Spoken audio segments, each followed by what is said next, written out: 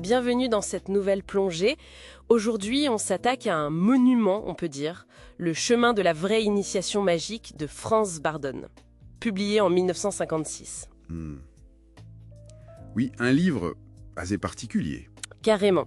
Bardon le présente pas comme un simple livre, mais comme un manuel d'instruction universelle, une méthode éprouvée commandée par la divine providence, rien que ça. C'est ça. Et l'objectif, il l'annonce d'emblée.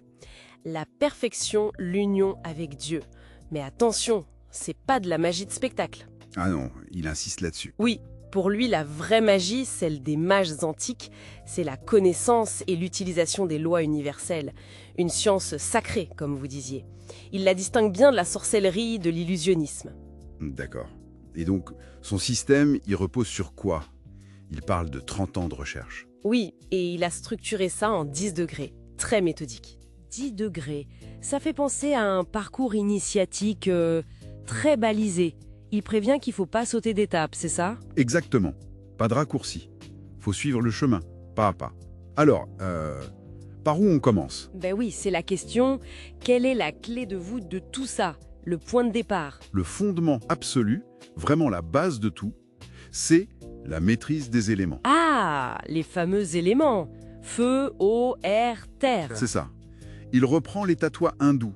Tejas le feu, Apas l'eau, Vayu l'air, Prithvi la terre, et il ajoute un 5e principe, l'origine de tout, l'akasha, ou l'éther. L'akasha, d'accord. Et ces éléments, ils ont des propriétés spécifiques. Oui, des qualités fondamentales. Le feu, c'est la chaleur, l'expansion. L'eau, c'est le froid, la contraction. L'air, lui, est médiateur, il équilibre. Et la terre, elle donne la cohésion, la solidité. Logique. Et surtout, Bardon insiste sur leur double polarité.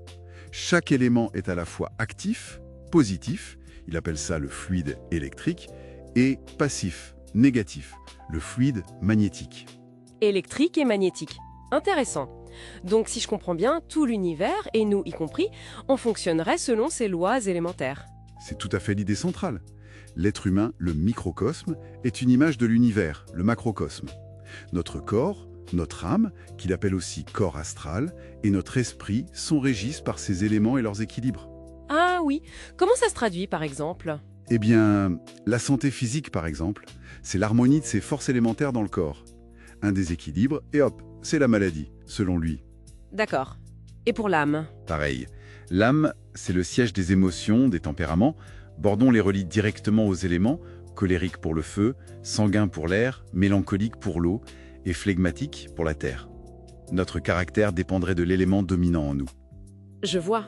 C'est une vision très intégrée, quoi. Tout est connecté. Mais alors, concrètement, comment on commence ce fameux chemin? Le premier degré, il ressemble à quoi? Alors, le degré I, c'est vraiment la fondation. Et Bardon insiste sur un point crucial. Il faut travailler sur les 3 plans en même temps. Les 3 plans? Esprit, âme et corps, c'est ça? Exactement. Pour maintenir l'équilibre, c'est essentiel de progresser de front. Alors, pour l'esprit, ça commence par le contrôle des pensées. Ah, le fameux contrôle mental. D'abord, juste observer ses pensées, sans jugement, voir comment elles défilent. Ensuite, apprendre à en écarter certaines, volontairement. Puis, se concentrer sur une seule idée, une seule pensée, sans distraction. Ça demande déjà pas mal d'entraînement, ça. C'est clair. Et l'étape d'après, c'est carrément viser le vide mental. Un état de calme, de conscience pure, sans pensée qui vagabonde. Le vide mental. C'est un peu comme la méditation poussée, non? Ou c'est autre chose dans son système? C'est une discipline mentale clé, oui. Mais pour Bardon, c'est vraiment pour forger la conscience comme un outil de travail pour la suite. D'accord. Ça, c'est pour l'esprit. Et pour l'âme? Pour l'âme, le mot d'ordre, c'est introspection. Mais une introspection, disons, radicale. Il parle de créer 2 miroirs psychiques. Des miroirs psychiques? Qu'est-ce que c'est que ça? En gros, c'est tenir un journal très détaillé. Un miroir noir où on liste tous ses défauts, ses faiblesses, ses mauvaises habitudes. Et il faut les classer par éléments dominants et par intensité, sans se faire de cadeaux. Oula, ça doit pas être très agréable comme exercice. Non, c'est sûr. Mais c'est pour une connaissance de soi sans complaisance. Et à côté, il y a le miroir blanc, pour les qualités, les forces, les vertus. Le but, c'est vraiment d'avoir une image juste et complète de soi. Je vois le genre. Une auto-analyse en profondeur. Ça demande du courage, effectivement. Et le troisième pilier, le corps. Pour le corps, il y a des choses assez classiques. Hygiène, exercice physique, brossage à sec, toilette à l'eau froide. Des pratiques pour maintenir le corps sain et réceptif. D'accord. Mais le plus important, c'est ce qu'il appelle le mystère de la respiration. Apprendre à respirer consciemment. Pourquoi la respiration est si centrale?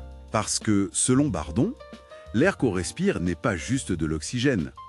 Il véhicule les énergies subtiles des éléments, et surtout, via l'akasha, ce cinquième élément, qui est aussi un médium, un conducteur, on peut imprégner notre respiration avec nos pensées, nos intentions. Ah oui, donc la respiration devient un pont. Exactement, un pont entre le physique et le subtil, entre l'intention mentale et l'énergie. C'est une des premières clés pour commencer à agir sur les forces élémentaires, d'abord en soi. Contrôle des pensées, introspection poussée, respiration consciente. Franchement, dès le premier degré, le programme est exigeant. Très exigeant, oui. Et Bardon ne cesse de le répéter. Patience, persévérance et régularité. C'est pas un sprint, c'est un marathon. On comprend pourquoi il insiste sur le fait de ne pas brûler les étapes. Absolument. Chaque exercice construit la base pour le suivant. Et négliger un des trois plans, mental, astral ou physique, ça mène au déséquilibre, voire à l'échec, selon lui. C'est vraiment cette pratique rigoureuse, équilibrée, qui permettrait de maîtriser les éléments en soi, puis hors de soi. Et c'est ça, la clé pour comprendre et utiliser les lois universelles, si on suit sa logique. Voilà. Les degrés suivants vont développer ces capacités, bien sûr, jusqu'à des interactions plus conscientes avec d'autres plans de réalité. Mais tout part de cette base solide du degré I. C'est fascinant de voir comment c'est structuré. On dirait une carte très détaillée pour un voyage intérieur vraiment profond. Ça laisse songeur. Je me pose une question là. Si on met de côté l'aspect purement ésotérique et qu'on imagine quelqu'un qui suivrait sérieusement ce programme, cette maîtrise de soi, des pensées, des émotions via les éléments, la discipline corporelle, quelle transformation concrète ça pourrait apporter dans la vie de tous les jours, au quotidien? C'est une excellente question. Au-delà de toute interprétation magique, le potentiel décrit touche à une discipline mentale incroyable, une clarté d'esprit, un équilibre émotionnel, une meilleure santé physique. Une sorte de version très poussée du développement personnel en fait. On pourrait le voir comme ça, oui. Des qualités qui forcément auraient un impact très tangible sur la façon dont on vit, dont on interagit avec le monde, dont on gère les difficultés. Le potentiel est vaste, c'est certain. Voilà qui donne matière à réfléchir et conclut bien notre exploration des fondations du chemin de la vraie initiation magique. Merci beaucoup de nous avoir éclairés sur ce système complexe. Avec plaisir. C'est un sujet riche, en effet.